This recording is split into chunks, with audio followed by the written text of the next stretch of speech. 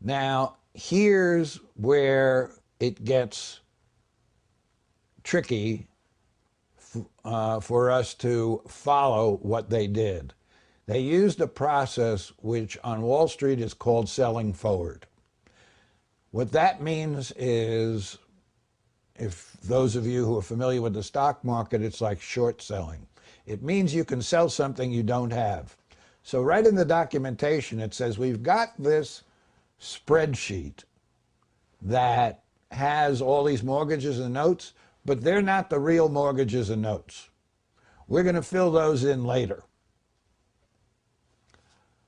Now, a purchase agreement is executed between the special purpose vehicle and the aggregator who created the original pool that the mortgage and note was put into. Now, why am I going backwards here? Because this is the way it happened. First, they sell the security and get the money. Then they make a deal to buy the pool of assets. Then they go out and market to homeowners and get them to sign notes and mortgages and other documentation. And the way this is done is that the aggregator signs an agreement with originators of loans.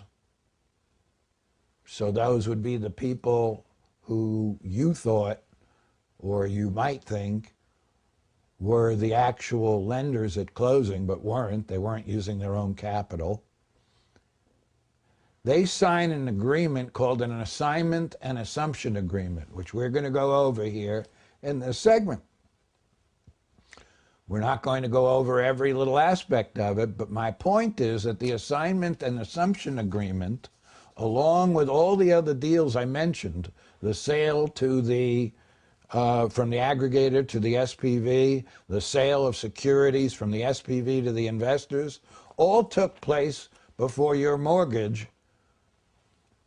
ever came into existence. In fact, the assignment and assumption agreement in most cases precedes, by date, sometimes as much as a year or more, your mortgage and note, which means that all of those deals existed before you even applied for a mortgage.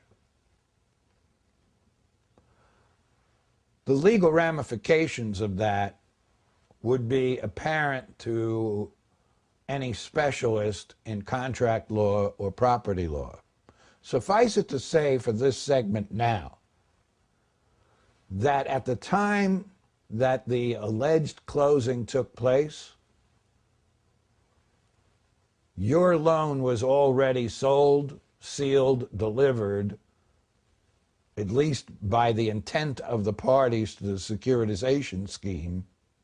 It was already sold, sealed, and delivered to investors. It belonged to them the moment you signed the final papers. The interesting thing about that is, of course, that papers were signed by the so-called lender at closing and other parties after your closing. Those papers that were signed without any authorization. Why? Because it was the investors who already owned the loan. It was the investors who advanced the money for the pool from which your mortgage was funded. So let's take a look at an assignment and assumption agreement and see what kind of meat we can find in there that can be used in your defense or offense in challenging the mortgage or the note or the obligation in connection with your home. The assignment and assumption agreement usually contains a date right up at the front of it, whereas in this case, as you can see on screen, the date is February 27th, 2006, between Residential Funding Corporation, known as RFC in the rest of the document, and Residential Asset Mortgage Products, Inc. What's interesting about just that first paragraph is that these are parties whom the homeowner has never heard of until he sees this document and doesn't know what they have to do with his home, his mortgage, his note, his obligation. He has no idea because nobody told him, and they didn't tell him because they were intentionally withholding the information. Now, it recites that RFC has entered into seller contracts with the seller/services pursuant to which such seller services sell mortgage loans to RFC. So right here is an admission that you've got a securitized loan and that the sales of these loans have already taken place. Then you see that there is something called a master servicer, who is also a party that you probably never heard of. And then there's the actual servicer. And then you have the first point of confusion that occurs with many lawyers and many laymen.